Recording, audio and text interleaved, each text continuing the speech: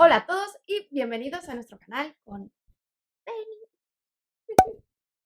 Y yo soy Mary y hoy os traigo un clásico de la literatura que es este Matadero 5 de Kurt Vonnegut Jr. Este libro está en mi lista de 36 novelas distópicas recomendadas, que podéis encontrar el enlace aquí de la lista, y es una novela de ciencia ficción, aunque yo tampoco lo consideraría exactamente ciencia ficción, pero lo que está claro es que es una novela antibélica y posmodernista y además con un toque irreverente y satírico que me recuerda muchísimo a Trampa 22 por este escritor norteamericano y que sin duda no es para nada lo esperado, ni siquiera cuando lees la sinopsis que aparece en la contraportada del libro, no es para nada lo que te puedes llegar a imaginar, porque sin duda, si hay algo que domina en todo momento la narrativa es el estilo postmodernista, porque el estilo narrativo, como ya trataré más adelante, está completamente quebrado y no es para nada lineal. Lo más importante antes de entrar en este libro, porque este libro es muy corto, tiene menos de 200 páginas y si no tiene un poco más de 200 páginas, dependiendo de la edición y del idioma, es lo que pretende transmitir el autor con esta novela y lo que hay detrás de ello, por lo que la reseña en sí va a ser más corta y me voy a centrar más en lo demás. Fue publicada en 1969 y en España está siendo publicada actualmente por varias editoriales y, a modo de ejemplo, una de ellas es la editorial Astiberri con 192 páginas, pero como os digo hay muchas más. Os dejo en la descripción y en el mensaje anclado el enlace para poderos comprar el libro si os apetece y ayudar a este ser. ¿Y qué hay que saber antes de empezar a leer este libro? Pues mayoritariamente que se trata de una novela antibélica precisamente porque el escritor Vonnegut pues estuvo en el bombardeo de la ciudad de Dresden a finales de la Segunda Guerra Mundial, que es algo de lo que no se habla mucho, pero que a él, que estaba allí como prisionero de guerra de los alemanes, lo impactó muchísimo, lo traumatizó y es algo en lo que nunca ha podido dejar de pensar. Para él, de hecho, este libro es la forma que ha tenido de comunicar el horror que vivió y de transformarlo de una forma que parezca satisfactoria, porque sobre todo lo que no quería era que fuese un libro más de la guerra en la que se exalte la guerra y lo que hacen los soldados, la típica americanada que decimos aquí en España, que es soy lo mejor y mis soldados son los mejores. Precisamente Vonnegut lo que no quería transmitir es esta imagen. El bombardeo de Dresden, como os digo, es algo que no es muy conocido porque siempre se ha intentado tapar. Se produjo cuando fue atacada ya a finales de la Segunda Guerra Mundial. La guerra estaba prácticamente ganada. Dresden era y es un pueblo cultural, no era un objetivo militar, no había fábricas de la industria bélica, de hecho es donde se refugiaban muchos ciudadanos alemanes que huían de otros pueblos que sí tenían estas circunstancias y además había muchísimos prisioneros de guerra. Había mucha gente allí sin identificar, sin tener claro cuánta gente había, por lo que nadie se pone de acuerdo sobre cuántos muertos o cuántas víctimas hubieron allí. Ahora mismo las cifras oficiales se mueven entre el 25 y 40.000 personas. En este libro en concreto, Vonnegut habla de unas 135.000 personas y con esta cifra pues sitúa las muertes por encima de las bombas nucleares que tiraron en Japón o del bombardeo de Tokio o muchos de los otros bombardeos que hubieron a lo largo de la Segunda Guerra Mundial. Los negacionistas del nazismo y de extrema derecha pues dicen que murieron como medio millón de personas. La realidad es que no sabemos cuántas personas murieron, pero lo que sí que es cierto es que fue con bombas incendiarias que se destrozó muchísimo patrimonio de la humanidad y que precisamente como no se sabía cuántas personas habían, es que lo más probable es que muriesen muchísimas otras personas. Yo he estado en la ciudad de Dresden hace relativamente poco, hace 5 o 6 años, y aún hay edificios culturales que no se han restaurado del todo y en otros que se ven pues trozos caídos de edificios que son preciosos. Así que realmente es una lástima porque, como os digo, allí no había nada del ámbito militar como para que los aliados atacasen ese pueblo. Y de hecho es algo que no se dice en voz alta por parte de los aliados, no se habla de este bombardeo precisamente porque por mucho que defendiesen que era un objetivo militar, pues la realidad es que no lo era y que lo que hicieron es indefendible y que por lo tanto pues lo intentan esconder por algún lado. Muchas otras fuerzas, incluso dentro del ámbito de los aliados, pues lo consideran como un crimen de guerra porque no estaba justificado y se considera un ataque completamente indiscriminado, sobre todo teniendo en cuenta que había prisioneros de guerra allí, o sea que estaban matando a sus propios soldados. Y precisamente por eso, por el horror, la cantidad de gente que murió y muchos de ellos niños y personas que no tenían nada que ver, muchos de los soldados que estaban allí de ambos bandos pues sufren estrés postraumático. Y Vonnegut es uno de ellos porque él se salvó porque siendo prisionero de guerra estaba en uno de los sótanos del matadero de la ciudad, el Matadero 5, por eso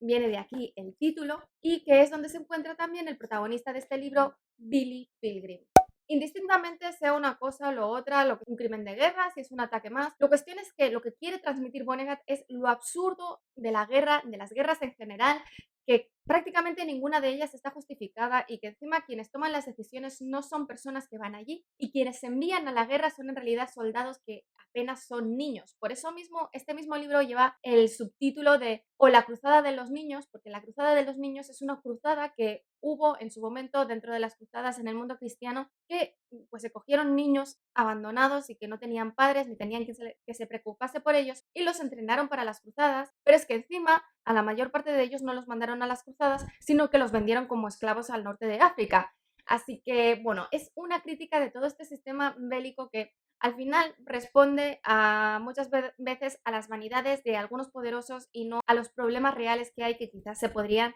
solucionar de otro modo. Y sobre todo que al final las víctimas son los ciudadanos que sin ser soldados pues se ven envueltos en toda esta guerra, pero sobre todo los niños soldados que están allí, niños de 16, 17, 18, 19, 20 años que no están preparados y que las experiencias que terminan viviendo en esta guerra pues les afectará para el resto de su vida y la mayoría pues sufren posteriormente estrés postraumático que al final de la Segunda Guerra Mundial ni siquiera estaba diagnosticado porque no ha sido diagnosticado hasta hace poco. Varios expertos precisamente por todo esto consideran que en realidad el protagonista Billy Pilgrim no responde a un viajante temporal, sino que es en realidad una metáfora, una alegoría para mostrar a alguien, a un soldado que tras ver todo esto pues sufre un estrés postraumático y por eso mismo muchos soldados posteriormente que han luchado en diferentes guerras y que han sufrido algún tipo de depresión o cuando no estrés postraumático se han identificado muchísimo con este libro y les ha ayudado a superar sus propios problemas.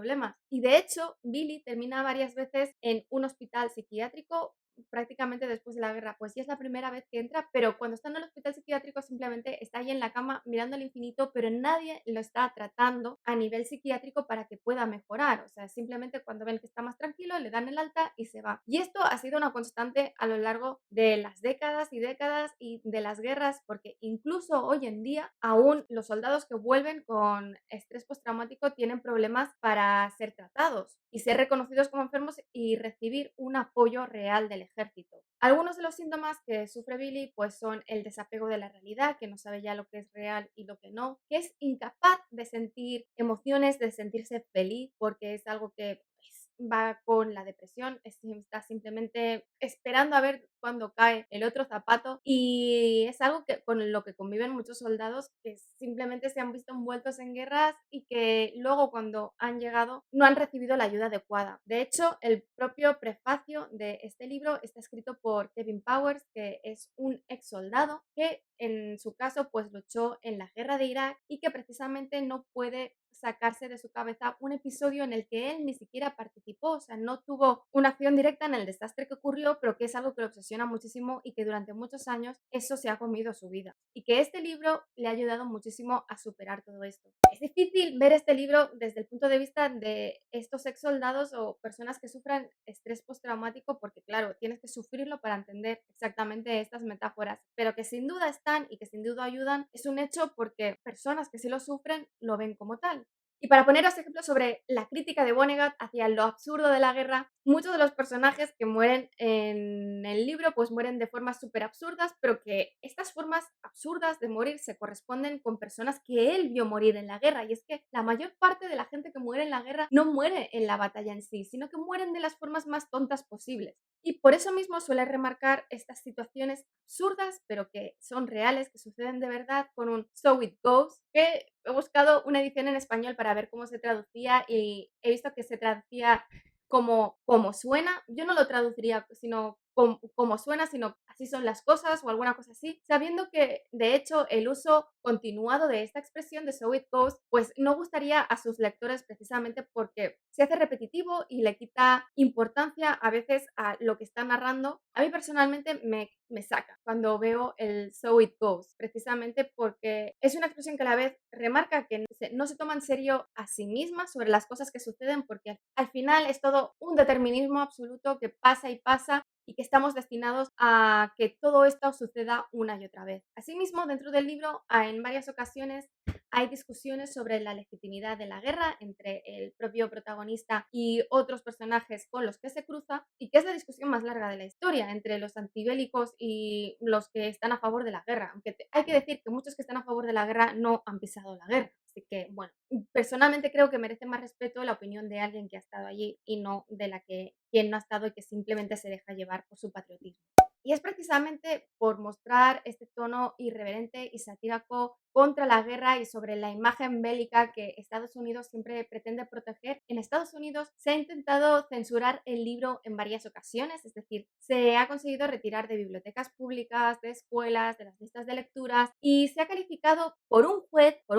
no por un señor que está ahí suelto, por el director de una escuela o como la housewife católica ahí que no quiere que sus hijos lean esto, como depravada, inmoral, psicótica, vulgar y anticatólica. Es decir, primero que un juez no tendría que entrar a valorar sobre si una obra es anticatólica, anticristiana o lo que sea, porque no tendrían que entrar sus valores religiosos a valorar sobre algo así. Pero es que en su momento, y se sigue creando tal especulación sobre esta obra, que terminó llegando al Tribunal Supremo de los Estados Unidos, que consideró que esta obra no se podía censurar por el simple hecho de que no responda a las voces ortodoxas que dominan Estados Unidos, porque esto es ir en contra de la primera enmienda. Y a mí nunca me ha dejado de sorprender que se censure la literatura y se censure el arte cuando dice algo que a ellos no les gusta, y en parte sin faltar al respeto a nadie, porque yo sinceramente no pienso que esta obra falte el respeto a nadie, pero luego se permita que ciertas personas, ciertos pirados, pues se monten sus propias conspiraciones y que se llegue a considerar incluso como la verdad oficial. Estados Unidos sin duda es un país de contrasentidos.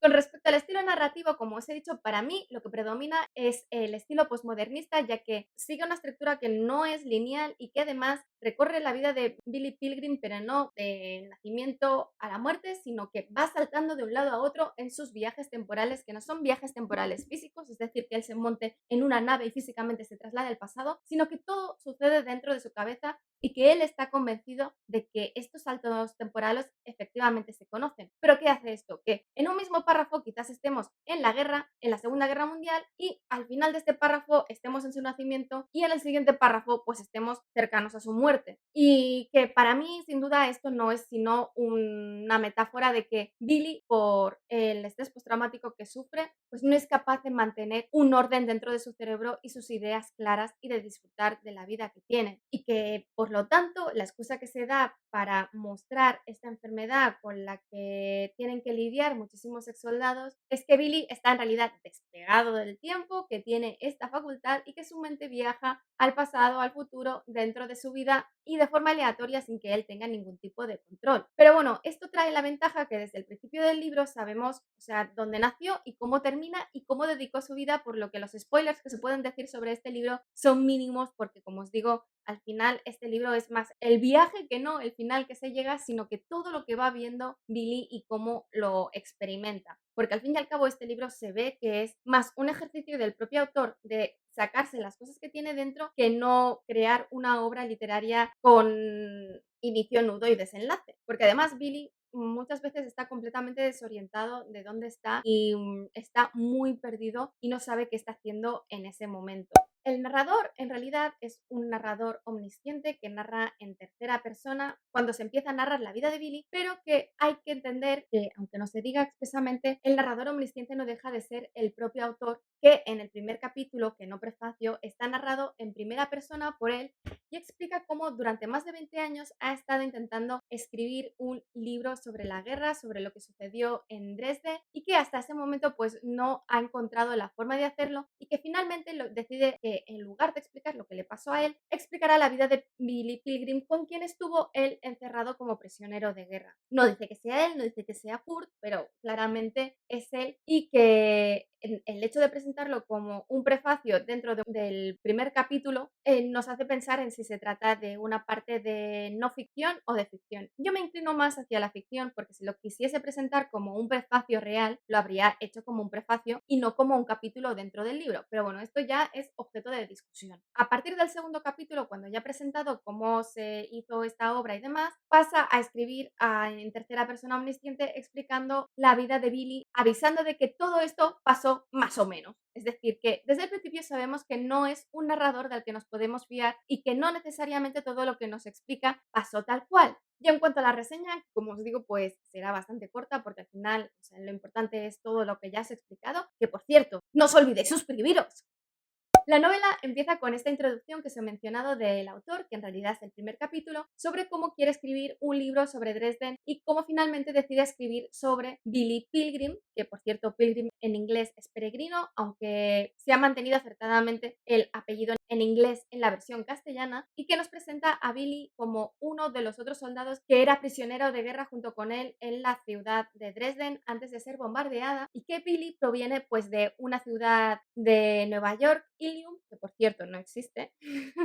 y que está convencido que en la boda de su hija esa misma noche pues fue abducido por los extraterrestres que lo llevaron a su planeta de Tralfamadore, donde vivió durante unos años en un zoo para mostrar la vida de los terrestres a los tralfamadorianos, podríamos llamar, ¿no? Pero que claro, que nadie sabe que ha llevado a cabo este viaje porque como estos extraterrestres pueden controlar la cuarta dimensión, que es el tiempo, pues en realidad se lo llevan y lo dejan al mismo tiempo, aunque subjetivamente para Billy sí han pasado los años que se ha pasado en el zoo. Simplemente cuando se despierta, pues lo ven un poco mayor, pero bueno, que como tiene todas sus cositas y sus achaques de la guerra, pues nadie le da mayor importancia. Y que además, aparte de haber sido abducido por los extraterrestres, posteriormente, pues que tiene la facultad de saltar de un recuerdo a otro aleatoriamente y que por lo tanto tiene esta facultad de viajar en el tiempo de forma subjetiva, aunque no lo controla, es lo más importante. Por lo menos si controlases dónde vas a parar y te fueses a parar en los momentos más felices de tu vida, pero no es el caso de Billy. Billy terminó en la guerra después de que él no tenía el entrenamiento como soldado, sino que era ayudante de capellán en el ejército de los Estados Unidos y que finalmente pues terminó destinado allí y a los pocos días o semanas de llegar se encuentra perdido tras las líneas enemigas,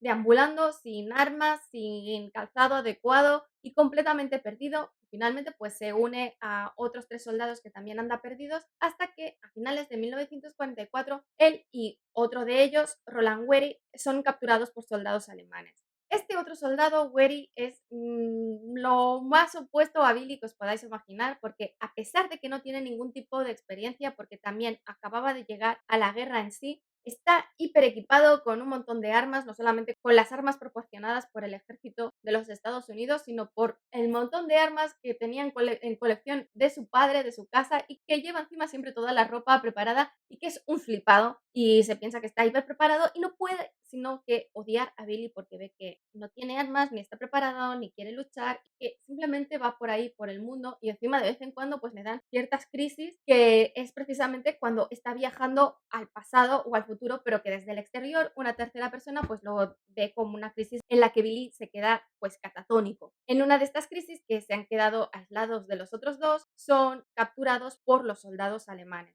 Al mismo tiempo que vemos esta captura y empieza la peregrinación que terminará en Dresden, vemos al Billy de mediana edad, de 40 y pico años, que después de haber tenido un accidente de avión en el que solamente él y otra persona han sobrevivido y haber sufrido una gran conmoción cerebral, es cuando se despierta y se empeña en que en su momento fue abducido por extraterrestres y empieza a dar conferencias por todo el país ante la desesperación de su hija que le está intentando controlar y que se vuelve a convertir en una persona normal, el optometrista más rico de Ilium, pero esto será un poco más difícil. Y a lo largo de todo este libro, como os decía, pues cada vez que pasa una cosa que es absurda, pero que es real y que puede haber sucedido en la realidad, Vonnegut añade el "so it goes" o el "como suena" en castellano y, por curiosidad, este "so it goes" aparece 106 veces a lo largo del libro. Eso es todo, espero que os haya gustado, si es así, dadle al like, dejad comentarios que ya sabéis que siempre los contesto, si no estáis suscritos, suscribíos y sobre todo, dadle a la campanilla para que YouTube os avise de cuando cuelgo nuevos vídeos, que ya os avanzo que los siguientes van a ser La princesa prometida de William Goldman, la tercera parte de La primera ley de Joe Abercrombie, Los propios dioses de Isaac Asimov, y en el ámbito de los cómics aún no lo tengo muy claro en el momento que estoy grabando este porque ya se habrá colgado los que me estoy leyendo, así que tendréis que estar atentos para ver qué son. Nos vemos en el siguiente vídeo.